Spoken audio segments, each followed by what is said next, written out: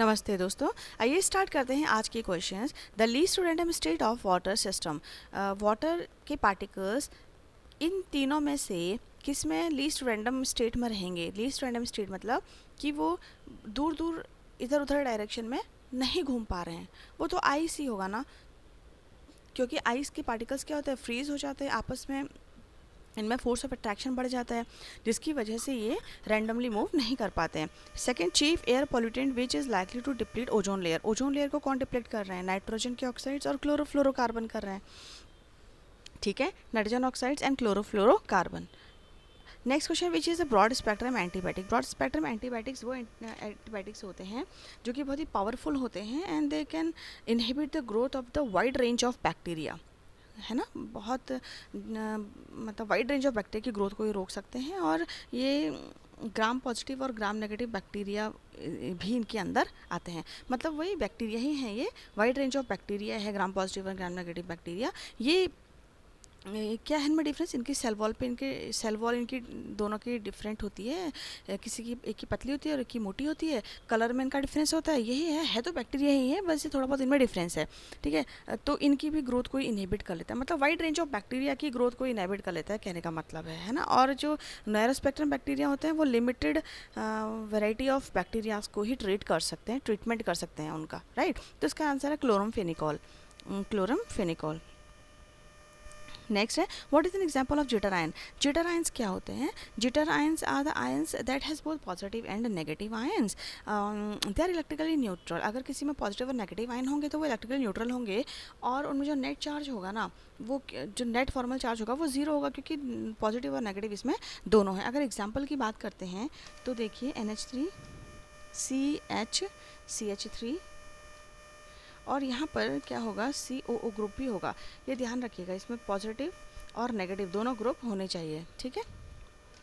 तो ये electrically neutral होते हैं और नेट फॉर्मल चार्ज इन पर ज़ीरो होता है, ठीक है। चलिए आगे बढ़ते हैं। उसके बाद है question, what is which is an example of zwitter ion. Jitter ion का एग्जांपल तो मैंने बता दिया ना। जिटर आयन का एग्जांपल अल्फा एनिलीन।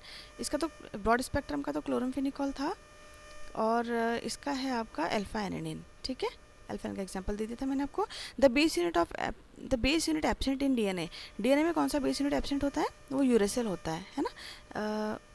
यूरेसिल किस में होता है? आरएनए में होता है।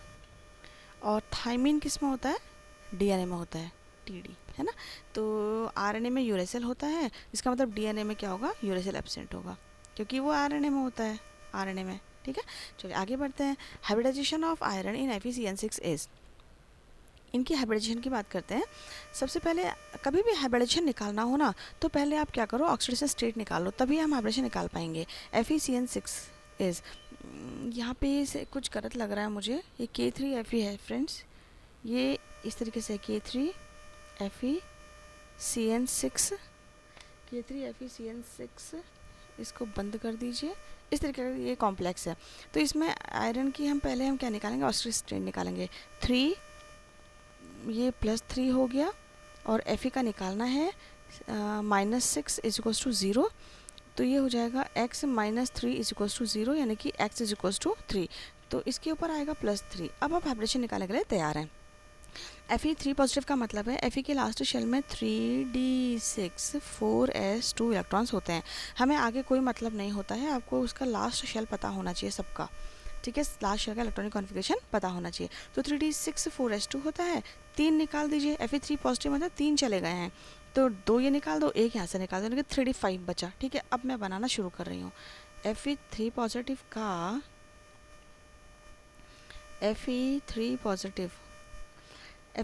बना रही हूँ मैं। 3d5 हो गया, 4s 0 हो गया, क्योंकि 3 निकल चुके हैं। तो अब मैं क्या करूँगी? पेयरिंग कराऊंगी। पेयरिंग क्यों कराऊंगी? क्योंकि स्ट्रॉन्ग फील्ड लिगेंड है भैया CN। 1 2 3 4 5, है ना। तो 5 है, अब 5 में से पेयरिंग करा दीजिए, इसको यहाँ डाल दीजिए, इसको यहाँ डाल दीजिए, और 4s जो है वो खाली है, 4p भी खाली है। अब आ जाइए, पेयरिंग कराने के बाद क्या बन रहा है देखिए आप एक बार। 1 2 3, ओह सॉरी, ये थर्ड वाला जो है इसमें एक ही है और ये खाली है। तो ये तो हमें भैया इस तरह का लग रहा है, देखो ये तो D2sp3 टाइप का लग रहा है, D2sp3 है ना। तो ये एपरेचर है D2sp3। अब देखो कहीं पर है D2, ये है D2sp3, D2sp3 ये है। अब इसे ये इसको सही कर लीजिएगा याद करके, K3FeCN6 complex.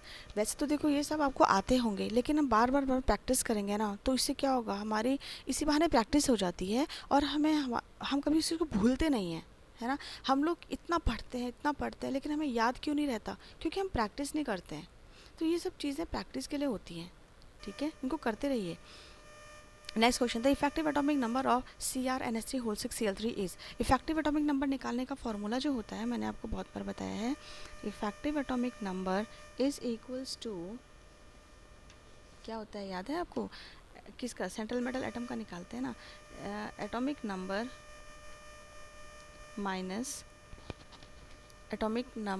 Minus oxidation state plus 2 into number of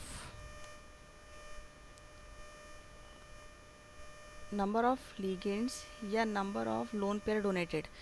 number of ligands कर दो या number of lone pair donated कर दो। अगर लिगेंड लिखोगे तो फिर आपको ये पता होना चाहिए कि लिगेंड में कितने लोन पेयर डोनेट हो रहे हैं, ये पता होना चाहिए आपको, ठीक है। मैंने तो शॉर्टकट लिख दिया नंबर ऑफ लिगेंड्स, उसमें कितने लोन पेयर हैं और वो डोनेट हो रहे हैं ये पता होना चाहिए। चलिए वैल्यू पुट करते हैं। Atomic number of chromium is 24 plus 2 into number of ligands 6। और ऑक्सीडेशन स्टेट तो लिखा ही नहीं, क्रोमियम का निकालना पड़ेगा ना पहले ऑक्सीडेशन स्टेट। NH3 का 0 होता है, Cl3 -3 +3, यानी कि +3 आ रहा है, +3 रख दीजिए। 24 गड़बड़ हो गया ना, ये माइनस था, -3 + 2 इंटू 6, दोबारा करो कोई बात नहीं। इफेक्टिव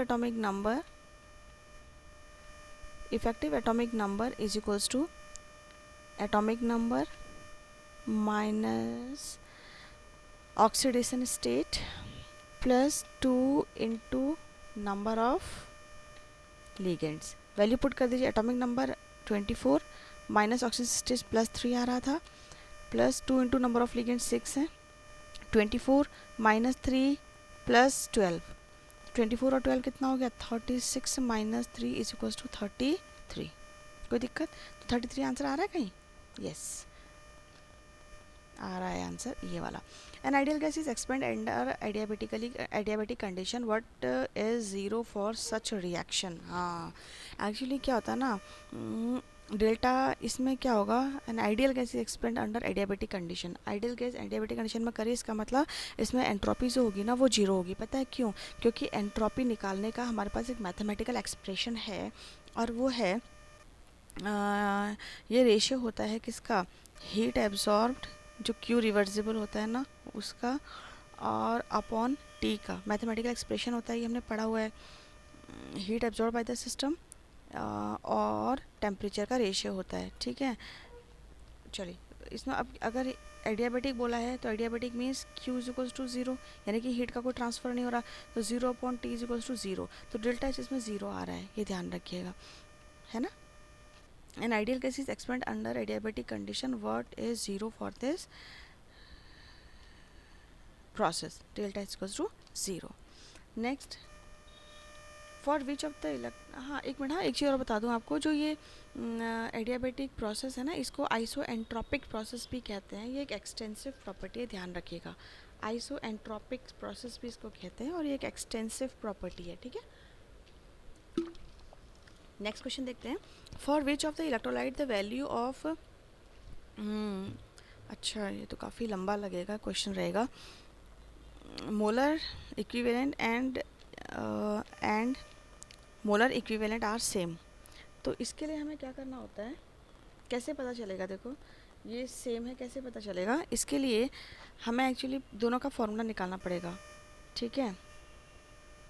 जो मोलर इक्विवेलेंट था ना उसका फॉर्मूला था 1000 इंटू m अपॉन कप्पा, और जो दूसरा था ना मोलर इक्विवेलेंट, उसका फॉर्मूला था 1000 इंटू एन अपॉन कप्पा। ये क्वेश्चन कह रहा है कि for which electrolyte the value of delta m n same इसकी और इसकी वैल्यू सेम कब होगी। तो इसको सेम करेंगे तो delta m is equals to delta equivalent कब सेम होगा, ये कट गया, ये कट गया, ये कट गया, ये कट गया, तो ये एम और एन, यानी कि ये हो रहा है m is equals to n. यानी कि अगर हम नॉर्मेलिटी देखें, अगर नॉर्मेलिटी सेम हो जाती है या मोलैरिटी सेम हो जाती है, दोनों कोई एक चीज़ सेम होनी चाहिए, ठीक है, कोई एक चीज़ सेम होनी चाहिए, m is equals to n होना चाहिए मतलब, ठीक है, m is equals to n होना चाहिए। और हमें पता है n is equals to m into n factor होता है, याद कीजिए, ठीक है, n is equals to m into n factor होता है। और एन फैक्टर सॉलिड के लिए अलग होता है, liquid solid sorry acid base और सॉल्ट सबके लिए अलग अलग होता है। और एन फैक्टर होता क्या है, अगर हम सॉल्ट की बात करते हैं, हमें सारे सॉल्ट दिए हुए हैं, देख लीजिए आप, Na2SO4, BaCl2, KCl और NaAl2SO4। अब इसमें क्या होता है, ये जब एन फैक्टर 1 होगा ना, अब जिसका एन फैक्टर 1 होगा ना, ध्यान रखिएगा, जिसका एन फैक्टर 1 होगा ना, उसी के लिए n is equals to m हो जाएगा, मतलब normality is equals to molarity हो जाएगा, normality is equals to molarity हो जाएगा, molarity is equals to normality हो जाएगा। समझ गया ना, एन फैक्टर 1 आना चाहिए। देखो Na2SO4 में एन फैक्टर कितना आएगा, Na2SO4 के लिए एन फैक्टर 2 आ रहा है, एन फैक्टर क्या आ रहा है, 2 आ रहा है, ठीक है, एक मिनट, हाँ एन फैक्टर 2 आएगा। 2 क्यों आएगा, क्योंकि ये देखिए आप, Na2SO4 में अगर आप चार्जेस देखें तो एन के ऊपर पॉजिटिव, SO4 के ऊपर 2 नेगेटिव है ना, Na2SO4 है ना, तो 2 पॉजिटिव 2 नेगेटिव बराबर 2 आ रहे हैं ना, 2 ही पॉजिटिव है 2 नेगेटिव आ रहे हैं। BaCl2 में देखो, BaCl2 में कितने आ रहे हैं, 2 आ रहे हैं। KCl में n की वैल्यू 1 आ रही है, KCl के लिए n की वैल्यू क्या आ रही है, 1 आ रही है, क्योंकि 1 पॉजिटिव और 1 नेगेटिव है।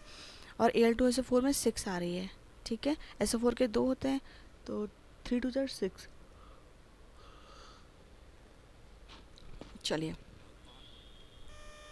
अब हम देखते हैं KCl, तो ये आंसर इसका रहेगा KCl रहेगा।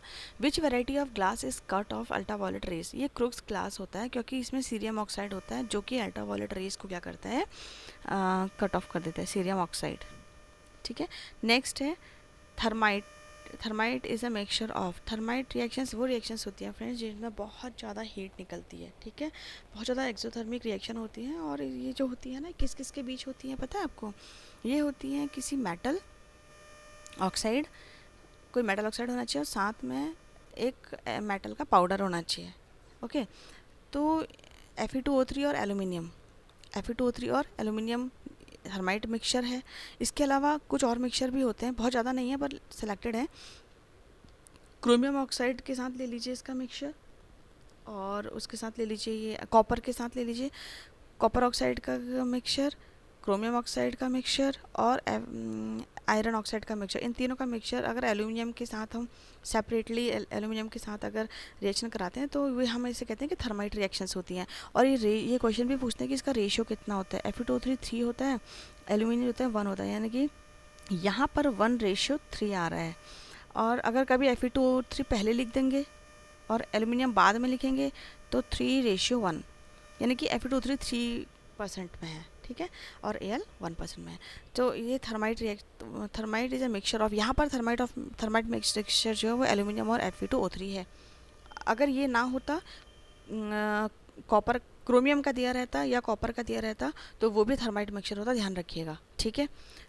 अब लास्ट है charring of sugar in concentrate sulphuric acid is, charring of क्या होता है, चेयरिंग ऑफ शुगर क्या होता है एक्चुअली, ये कह रहा है कि जो शुगर होता है ना, चीनी जो ग्लूकोज जो होता है, उसका जब डिहाइड्रेशन करा देते हैं, जब उसका डिहाइड्रेशन कराते हैं तो उसका सारा पानी सूख जाता है और एक हार्ड स्पॉन्जी कार्बन का क्या बन जाता है, मास बन जाता है, ठीक है। तो उसको हम कहते हैं चर्निंग ऑफ शुगर।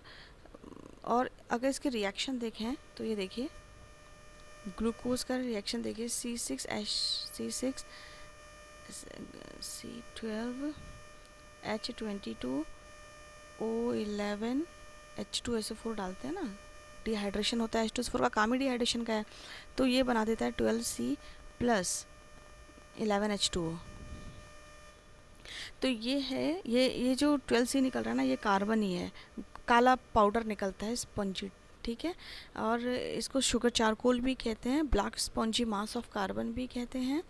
और ठीक है, तो समझ गया, आ गया ना। तो डिहाइड्रेशन ऑफ शुगर यानी कि ग्लूकोज।